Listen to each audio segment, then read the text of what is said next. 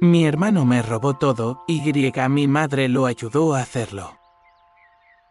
Nunca pensé que el mayor dolor de mi vida vendría de las personas que más amaba. Si alguien me hubiera dicho que un día mi hermano, mi ejemplo, mi orgullo, me traicionaría, y que mi propia madre sería cómplice, no lo habría creído, pero ahora sé que las peores puñaladas no vienen de enemigos, sino de los que te dicen te amo. Desde pequeño crecí a la sombra de Santiago, mi hermano mayor. Él era el hijo perfecto, inteligente, carismático. Con ese don para caerle bien a todo el mundo, mis padres lo idolatraban. Yo simplemente existía. Santiago siempre fue el centro de atención. En las reuniones familiares, todos hablaban de sus logros, que si fue el mejor del colegio, que si entró a derecho, que si iba a ser el primer abogado de la familia, yo, el segundo hijo, el que estudiaba administración y trabajaba en la empresa de mi padre, era el responsable, pero sin brillo. No lo odiaba, en serio que no. Lo admiraba. Lo veía como ese hermano mayor que todos desearían tener. Nunca imaginé que, algún día esa admiración se convertiría en miedo. Mi padre enfermó cuando yo tenía 28, un cáncer de páncreas fulminante. En cuestión de meses pasó de ser un hombre fuerte y enérgico a alguien que apenas podía levantarse de la cama. Santiago, para ese entonces, vivía en otra ciudad. Venía los fines de semana, siempre con un aire de ocupado, pero preocupado. Yo me encargaba del día a día, los medicamentos, los médicos, la empresa familiar. Papá me pidió que no dejara caer la empresa. Me miró con los ojos hundidos y me dijo: hijo, tú siempre has sido el más constante, no el más brillante, pero el más leal. Eso vale más que cualquier título. De esas palabras se me quedaron grabadas. Cuando murió, me prometí cuidar todo lo que él construyó, pero no sabía que esa promesa se convertiría en una maldición. El duelo fue largo. Mamá se encerró en casa, casi no hablaba. Santiago fue quien propuso organizar los papeles de la herencia. Yo no quería saber nada de eso todavía. Pero él insistió: hay que ser prácticos, hermano. Papá habría querido que todo estuviera en orden. El abogado era amigo suyo, y yo, entre la tristeza y el cansancio, firmé los documentos sin leer demasiado. Solo recuerdo ver papeles, sellos y su voz calmada diciendo: esto es un simple traspaso administrativo, confía en mí. Confié, fue mi error más grande. Un mes después, fui al banco a revisar las cuentas de la empresa. Todo el dinero, las utilidades, los activos, había sido transferido a una nueva sociedad, una que no conocía. El titular, Santiago Ramírez, mi hermano. Recuerdo el mareo, la rabia, la incredulidad. No entendía cómo algo así podía pasar sin mi autorización. Llamé al abogado. Me dijo que yo había firmado el documento de cesión. Fui corriendo a casa de mamá y Santiago estaba ahí como si nada. ¿Qué hiciste?, le grité. Lo que tenía que hacer, me respondió: tranquilo, papá me dejó la responsabilidad. Tú no estás preparado para esto. Me quedé en silencio, no porque le creyera, sino porque no podía procesar que lo dijera con tanta frialdad. Me quitaste todo, no te liberé de un peso, esa fue su frase. Fue ahí cuando lo vi realmente, no como mi hermano, sino como alguien que ya no sentía nada por mí. Fui a hablar con mi madre, buscando apoyo, pero cuando le conté todo, bajó la mirada. Tu hermano solo quiere lo mejor para ti. Esa frase me destruyó. No podía entender cómo podía justificar algo así. ¿Sabías lo que iba a hacer? No exactamente, pero pensé que sería mejor así. Él tiene experiencia, tú todavía estás aprendiendo. Ahí lo entendí todo.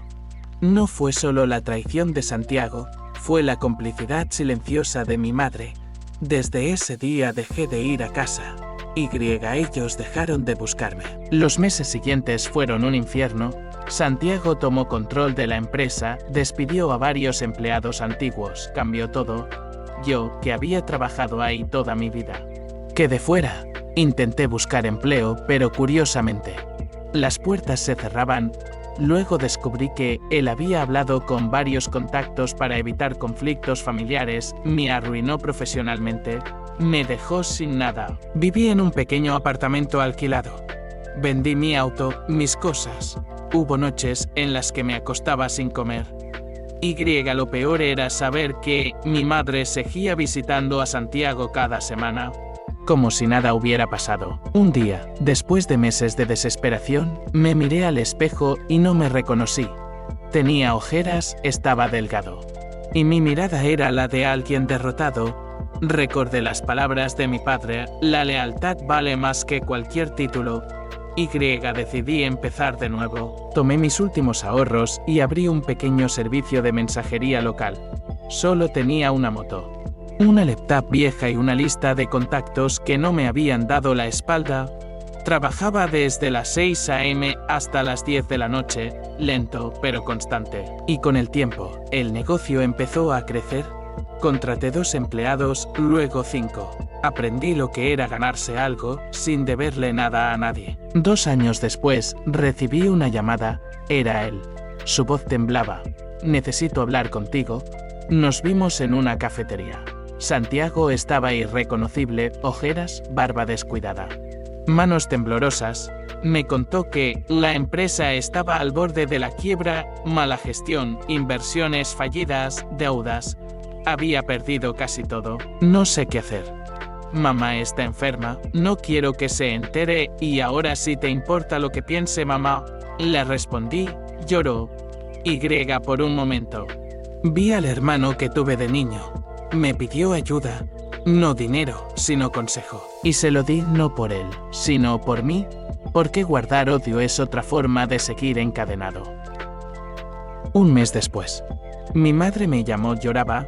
Me dijo que Santiago le había confesado todo, que había manipulado los documentos, que el abogado estaba al tanto y que ella lo supo antes de que yo firmara. Perdóname.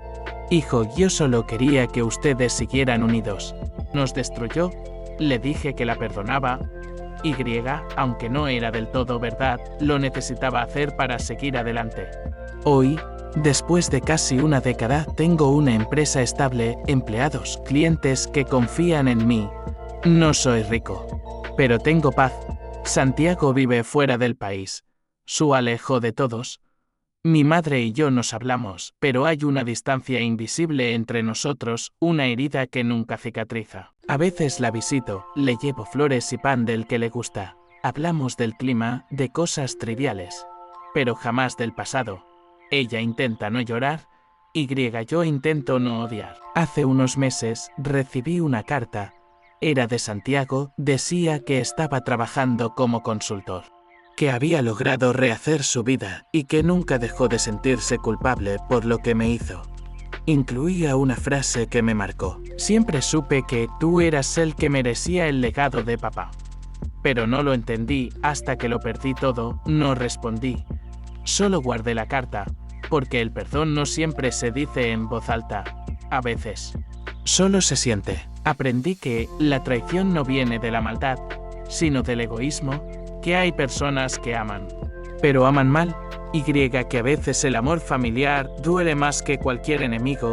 Aprendí también que no hay justicia más dulce que seguir de pie, que construir desde cero con tus propias manos es más valioso que heredar un imperio ajeno. Y, sobre todo, entendí que la familia no siempre es quien comparte tu sangre, sino quien no te deja cuando todos los demás lo hacen. Así que si estás pasando por algo parecido, recuerda esto, no necesitas venganza. Necesitas paz. A veces, la mejor venganza es ser feliz sin ellos.